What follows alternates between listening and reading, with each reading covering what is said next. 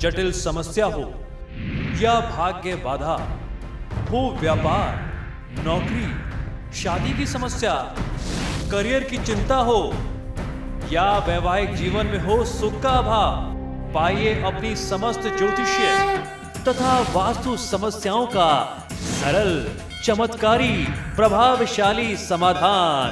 एक जाना माना और विश्वसनीय नाम, आचार्य पंडित श्री वैभवनाथ शर्मा जी, काशी के 400 वर्ष पुराने प्रतिष्ठित और अंतरराष्ट्रीय ख्याति प्राप्त राज ज्योतिषी परिवार की 8वीं पीढ़ी के ज्योतिषी और वास्तु शास्त्री आचार्य पंडित श्री वैभवनाथ शर्मा जी के द्वारा व्यक्तिगत या फिर फोन पर अपॉइंटमेंट लेने के लिए कॉल करें 9818300146, 9990724131 या फिर ईमेल करें sharma.vaibhav@gmail.com पर।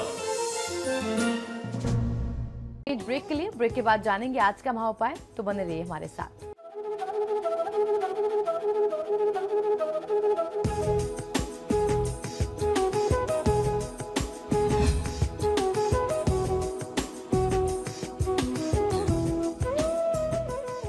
ब्रेक के बाद आपका स्वागत है। चलिए अब जान लेते हैं आज का महाउपाय। जी बिल्कुल, आज के महाउपाय में मैं आपको बताने जा रहा हूं घर में सुख शांति स्थापित करने के लिए कुछ सरल वास्तु उपाय, और आशा करता हूं इन उपायों को बहुत सावधानी से, बहुत ध्यान से आप सुनेंगे और इनको अपने जीवन में, अपने घर में, अपने परिवार में अमल में लाएंगे तो आपके जीवन में जो भी दुख और दरिद्रता की स्थिति है, जो भी तनाव की स्थिति है, उसमें आपको काफी हद तक राहत मिल सकती है। वास्तुशास्त्रों के नियमों के उचित पालन करने से शरीर की जैव रासायनिक क्रिया को संतुलित रखने में काफ़ी सहायता मिलती है, क्योंकि वास्तुशास्त्र जो है हमारा ये पूर्णतः वैज्ञानिक है और समय समय पर मैंने आपको ये सिद्ध भी किया है कि कोई भी बात वास्तुशास्त्र में यूं ही नहीं कही गई। अगर रसोई को यानी किचन को आग्नेय कोण में बताने का, वहाँ पर रखने का विधान बनाया गया है तो उसके पीछे क्या वैज्ञानिक तर्क है मैंने आपको ये भी बताया है। घर या वास्तु के मुख्य दरवाजे में देहरी यानी दहलीज लगवाने से, चौखट लगाने से अनेक अनिष्टकारी शक्तियां प्रवेश नहीं कर पाती, वो आपके प्रवेश से, घर में प्रवेश करने से दूर रहती हैं। और वास्तुशास्त्र में ये भी कहा गया है, आजकल आपने देखा होगा, ये मेरा अपना अनुभव है कि जो आजकल के फ्लैट सिस्टम है उसमें देहरी रखने का यानी दहलीज रखने का, चौखट रखने का ये विधान ही समाप्त हो गया है। वास्तुशास्त्र का ये विधान था, ये नियम था, पुराने जितने भी भवनों को देखेंगे आप पाएंगे, खासतौर पर जो संपन्न लोग हैं, आप अपने ही शहर के जो संपन्न रईस सेठ लोग हैं जिनका पुराने समय से नाम है, आप उनके घर में जाइए, उनके घर में आपको चौखट जरूर मिलेगी। पूरे घर के अन्य कमरों में मिले ना मिले, मेन एंट्रेंस पर, मुख्य प्रवेश द्वार पर आपको जरूर मिलेगी। वास्तुशास्त्र का ये कहना है कि जिस भी मुख्य प्रवेश द्वार पर देहरी होती है, चौखट होता है, दहलीज होती है, वहां पर माँ लक्ष्मी उस घर में रुकती हैं। माँ लक्ष्मी को निकलने का रास्ता नहीं मिलता, तो माँ लक्ष्मी उस घर में अपना स्थान बनाती हैं। तो इस प्रकार से आपको अपने घर में निर्माण करना चाहिए। अगर आप बहुत ज्यादा बड़ी नहीं भी बना सकते तो एक पतली सी पट्टी आप सीमेंट से बनवा सकते हैं, वो देहली का काम करेगी, इससे आपको फायदा मिलेगा। प्रतिदिन सुबह मुख्य द्वार के सामने हल्दी, कुमकुम और गोमूत्र और गोबर मिश्रित करके स्वास्तिक, कलश की आदि की आकृति अगर आप बनाते हैं या इनके आकारों की रंगोली बना करके दहलीज को आप थोड़ा सा सजा करके रखते हैं, उसकी पूजा करके अपने परमेश्वर से आप प्रार्थना करते हैं कि हे प्रभु, हे ईश्वर, आप मेरे घर और मेरे स्वास्थ्य के अनिष्ट शक्तियों से, बुरी शक्तियों से रक्षा करें, तो आपको बहुत अच्छा लाभ मिलता है। ये उपाय खासतौर पर उन लोगों को करना चाहिए जिन परिवार में लगातार काफी समय से कोई ना कोई समस्या, कोई ना कोई परेशानी चल रही है। ऐसा अगर आप किसी भी समय में, किसी भी तिथि मुहूर्त से आरंभ करके 21 दिन तक निरंतर कर लेते हैं तो आपके परिवार में होने वाली जो अनिष्टकारी स्थितियां हैं उससे आपकी सुरक्षा हो जाएगी, उससे आपका बचाव हो जाएगा। प्रवेश द्वार के ऊपर नीम, आम, अशोक आदि के पत्तों का तोरण यानी वंदरवार बांधना बहुत मंगलकारी होता है।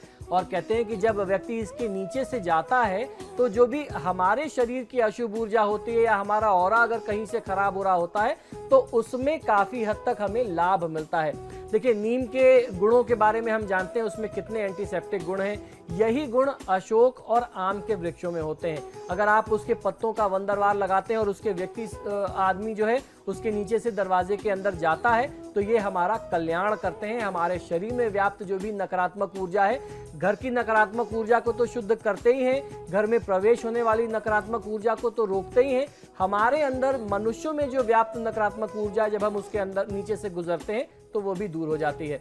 भवन में मुख्य द्वार के सामने भोजन कक्ष यानी मेन एंट्रेंस के ठीक सामने आपका डाइनिंग टेबल, डाइनिंग रूम, रसोई यानी किचन या खाने की मेज नहीं होनी चाहिए। आपको ऐसा अपने घर की प्लानिंग करनी चाहिए।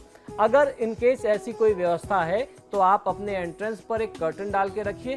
किसी भी प्रकार का एक पार्टीशन होना चाहिए कि बाहर से आने जाने वाले व्यक्ति को जब दरवाजा खुला रहे तो आपका डाइनिंग हॉल, आपकी रसोई, आपका किचन दिखाई न दे। मुख्य द्वार के अलावा पूजा घर, भोजन कक्ष एवं तिजोरी के कमरे के दरवाजे पर भी दहलीज का होना बहुत आवश्यक होता है। अगर आपसे संभव हो तो आपको अलग से बनवा लेना चाहिए, अगर आपके घर में अभी भी नहीं बना है तो। भूमि पूजन, वास्तु शांति, गृह प्रवेश आदि सामान्यतः शनिवार को करने चाहिए, मंगलवार को करने से बचना चाहिए। कहते हैं मंगलो भूमि पुत्रस्य, मंगल का जो दिन है ये भूमि पुत्र है और उस दिन भूमि जो है वह शयन करती है। मंगलवार की तिथि में भूमि शयन करती है, तो उस दिन किसी भी प्रकार का वास्तु से संबंधित काम या घर बनवाने से संबंधित काम आरंभ नहीं करना चाहिए। कहते हैं मंगलवार को भूमि खोदना नहीं चाहिए। और शनिवार को अगर आप ये कार्य करते हैं तो आपका शनिवार को किया गया वास्तु से संबंधित कोई भी काम आप निर्माण करना चाहें, गृह शांति करना चाहें, गृह प्रवेश, वास्तु शांति करना चाहें, तो वह चिरस्थायी होता है। उसका लाभ आपको आने वाले काफी वर्षों तक मिलता रहता है। कार्यालय के कामकाज, अध्ययन आदि के लिए बैठने का स्थान जहां पर आपने बनाया है, आपको ध्यान ये रखना चाहिए कि छत की बीम के नीचे वह स्थान नहीं होना चाहिए, क्योंकि इससे मानसिक दबाव और तनाव बना रहता है और एक समय के बाद ये गंभीर बीमारी का रूप ले लेता है। बीम के नीचे वाले स्थान में भोजन करना और भोजन बनाना भी नहीं चाहिए, इससे आर्थिक हानि हो सकती है। बीम के नीचे सोने से स्वास्थ्य प्रभावित होता है तथा नींद ठीक से नहीं आती। बीम को आप बहुत अच्छे तरीके से समझ सकते हैं। बीम वो चीज होती है जिसके ऊपर आपके घर का, आपके छत का और ऊपर के फ्लोर्स का वेट होता है। तो अगर आप उसके नीचे बैठेंगे निरंतर तो वो सारी एनर्जी जो है, उसकी जो ऊर्जा है, वो नकारात्मक ऊर्जा आपके ऊपर पड़ेगी। उसके नीचे खाना बनता होगा तो वो दूषित होगा। आप सो रहे होंगे तो आपकी नींद खराब होगी। तो ऐसे में बीम के नीचे उठने बैठने से बचना चाहिए। जिस घर में या जिस इमारत आदि के मध्य भाग में ब्रह्म स्थान में, centre point of the house में अगर कोई कुआं होता है, गड्ढा होता है या वहाँ कोई टॉयलेट है, गंदगी की जगह है, वहाँ बर्तन धोए जाते हैं, वहाँ पर पानी जमा होता है, ऐसा करने से आपकी प्रगति में रुकावट आती है, बाधा आती है। और ब्रह्म स्थान में कहते हैं कि कोई वहाँ पर तो कोई दीवार भी ना जा रही हो, उस स्थान पर किसी भी प्रकार का वेद नहीं होना चाहिए। ऐसा होने से अनेक प्रकार के दुखों और कष्टों से आपको सामना करना पड़ता है। घर का ब्रह्म स्थान परिवार का एक उपयोगी मिलन स्थल है, जो परिवार को एक डोर में बांधे रखता है। वहां आप अपना ड्राइंग रूम, अपना आप कॉमन रूम बना सकते हैं, लिविंग रूम बना सकते हैं, जहां लोग उठें बैठें, वहां एंजॉय करें, तो आपके लिए ज़्यादा अच्छा होगा।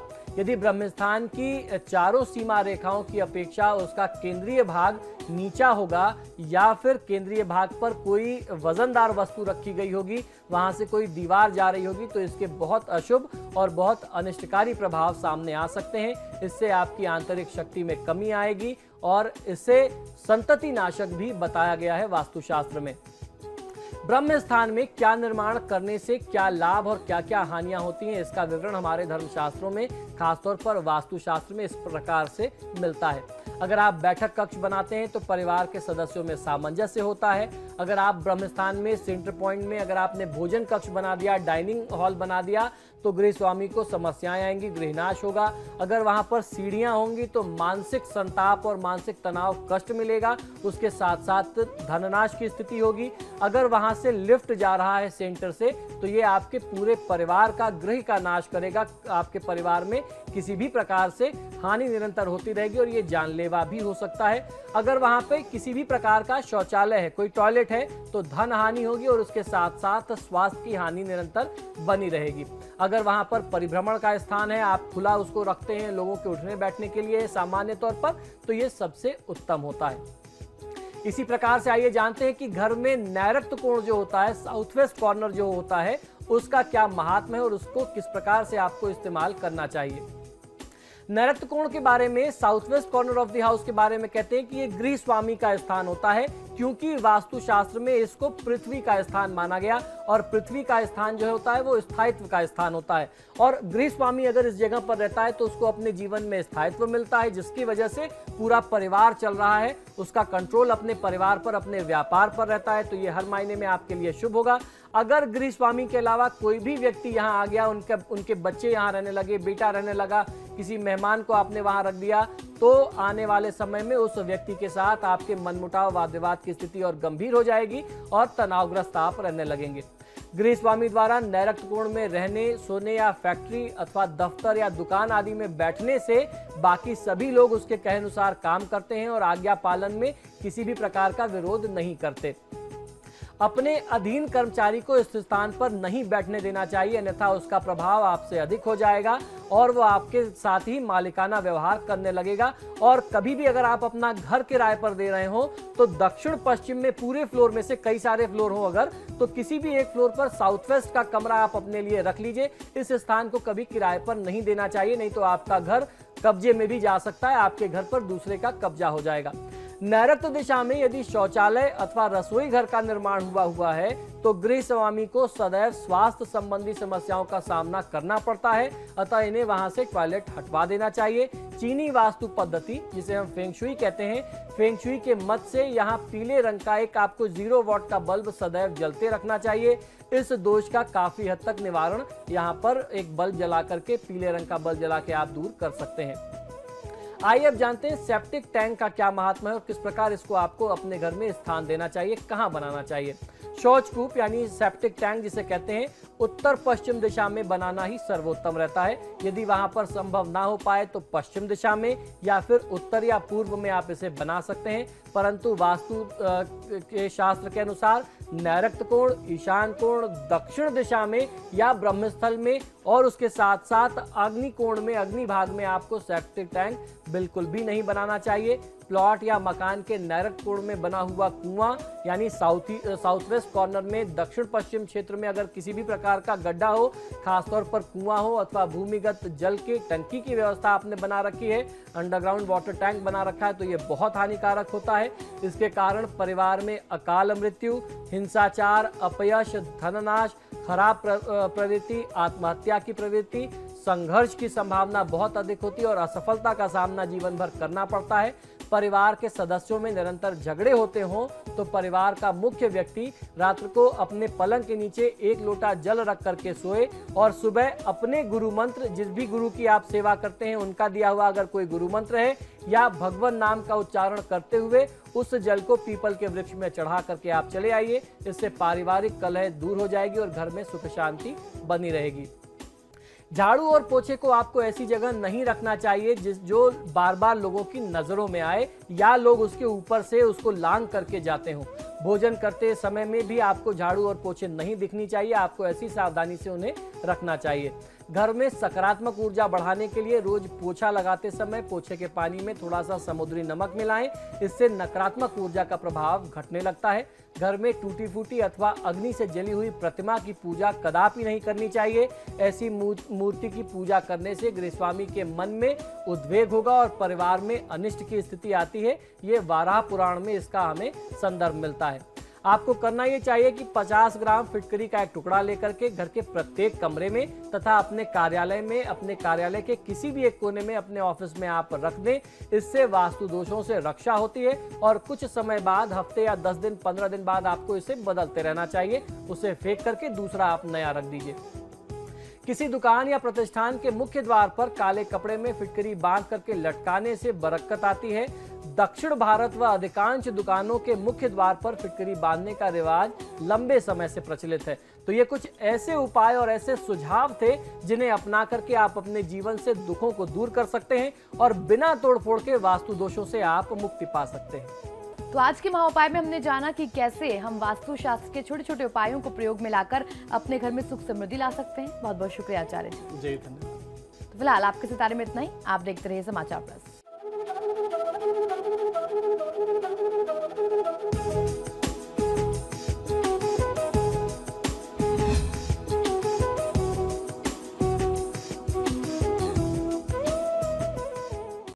जटिल समस्या हो या भाग्य बाधा हो, व्यापार, नौकरी, शादी की समस्या, करियर की चिंता हो या वैवाहिक जीवन में हो सुख का अभाव, पाइए अपनी समस्त ज्योतिषीय तथा वास्तु समस्याओं का सरल, चमत्कारी, प्रभावशाली समाधान।